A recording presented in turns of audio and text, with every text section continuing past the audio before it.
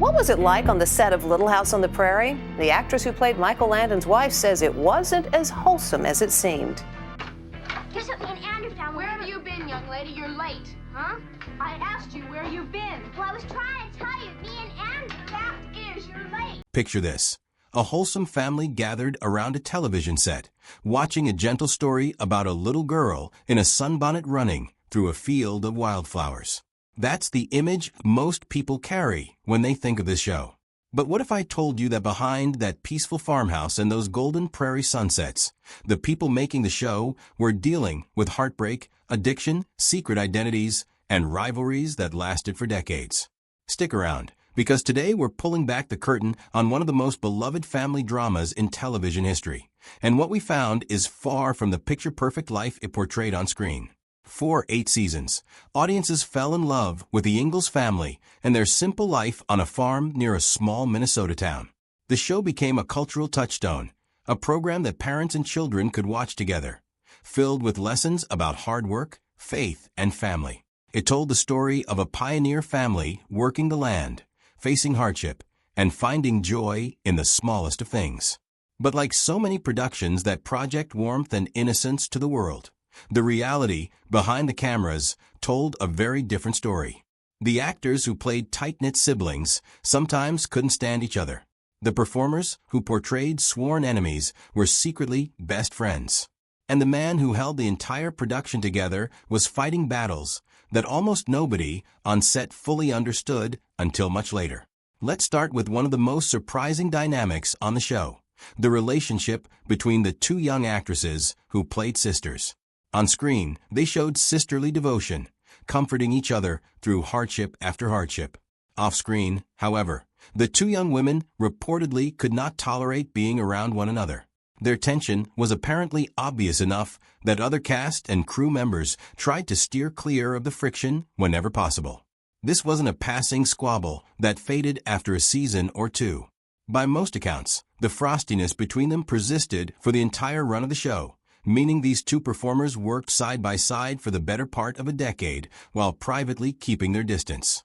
It's a strange thought, imagining 2 people showing up to a set every day, embracing on camera as loving siblings, and then retreating to opposite corners the moment the director called cut. Even now, decades later, there has never really been a full reconciliation or public explanation from both sides about what caused the divide. One of the actresses eventually spoke about it in her own memoir, describing her former co-star as distant and difficult, while the other has largely kept quiet on the subject, leaving fans to speculate about what really happened between them. Interestingly, the exact opposite was true for 2 characters who were supposed to despise each other on screen. The actress who played the show's sweet, determined heroine and the actress who played her scheming, bratty rival were, in real life, incredibly close. The 2 young performers spent much of their free time together away from set, forming a genuine friendship that lasted well beyond the show's run. It's a wonderful bit of trivia when you consider how convincingly they portrayed characters who couldn't stand the sight of each other. Their ability to switch between playful camaraderie behind the scenes and venomous rivalry in front of the camera is a testament to just how skilled these young actors were, especially considering their age at the time. That same rival character had an on-screen romance with another character on the show, and this pairing came with its own layer of complexity. The actor who played her love interest was gay in real life, something that wasn't widely discussed in Hollywood at the time given the era's attitudes. Despite that, the 2 actors who played the couple were genuinely close friends, and according to people who worked on the show, they leaned into their on-screen romance in a way that was almost mischievous. The 2 of them reportedly enjoyed exaggerating their affectionate scenes, in part because it made another young cast member deeply uncomfortable.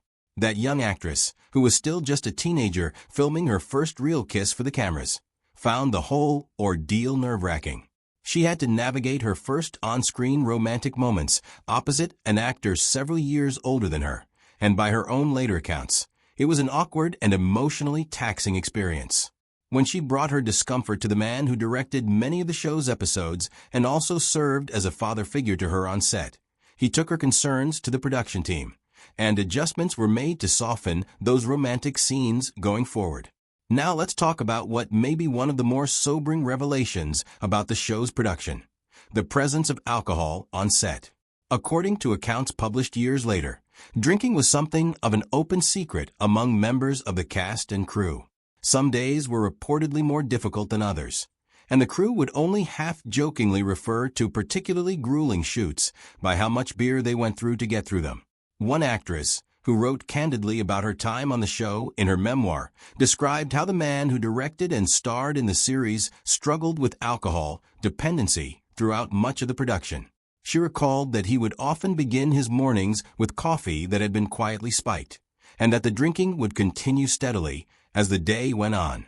For a long stretch, most people around him had no real sense of how serious the situation had become, because he was, by all accounts, remarkably good at hiding it.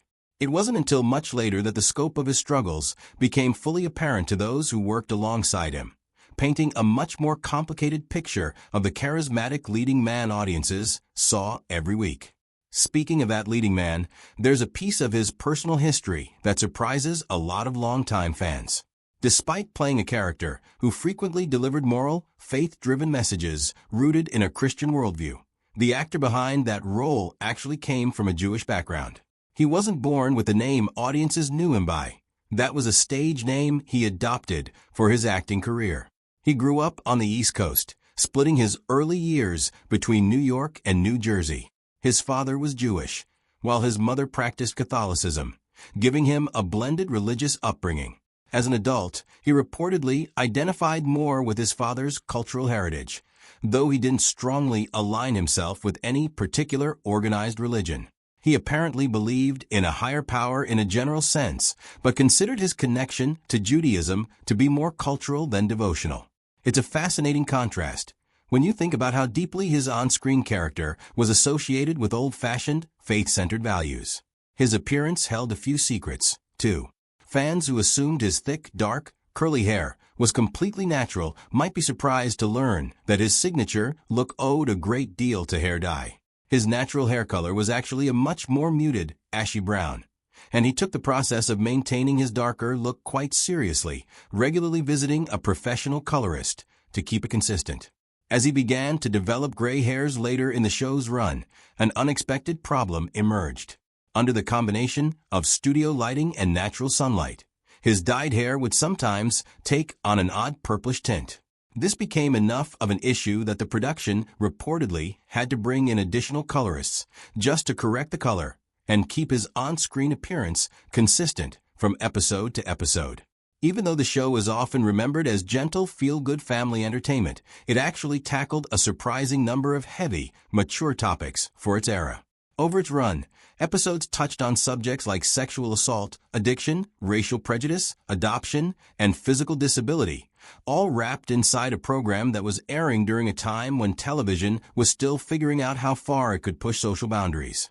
Very few shows of that period were willing to address such difficult material head-on, especially inside a program marketed toward families. In many ways, this willingness to explore uncomfortable truths helped the show stand apart from other programs of its time and gave it a surprising amount of depth beneath its wholesome surface. Family dynamics off-screen were just as complicated as the ones depicted in the storylines.